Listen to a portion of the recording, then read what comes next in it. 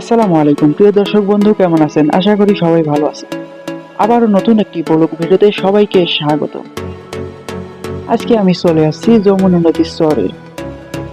এই চরে এখন অনেক সরিষা ক্ষেতের আবাদ, তাই তো সরিষা ফলের সৌন্দর্য উপভোগ করতে এই চরে ছুটে এলাম আমি। এখানে যতদূর চোখ যায় শুধু সরিষা ক্ষেত আর সরিষা ক্ষেত। এই যমুনার চর তো নয়, যেন মহান আল্লাহ তাআলা হলুদ গালিচায় সাজিয়ে রেখেছে কতই না সুন্দর করে। এই সৌন্দর্য থেকে মহান আল্লাহ তাআলার শুকরিয়া নিজ থেকে যেন বাইর হয়ে আসে মুখে। আল্লাহ তাআলা কতই না সুন্দর করে এই পৃথিবীকে সাজিয়ে রেখেছে। আমরা এই পৃথিবীর সৌন্দর্য উপভোগ করি, কিন্তু এই পৃথিবীকে কে সাজালো তার শুকরিয়া আদায় করি না।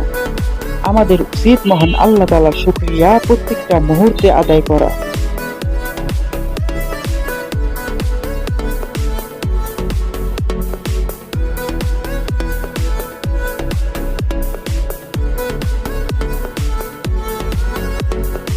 বন্ধুরা, আরেকটি কথা না বললে নয়, যারা আমার চ্যানেলটি সাবস্ক্রাইব করেননি প্লিজ চ্যানেলটি সাবস্ক্রাইব করে বেল বাটনটি অল করে রাখুন। আর যারা ফেসবুকে দেখেন, আমার এই নামে একটি পেজ আছে, পেজটি ফলো দিয়ে রাখুন।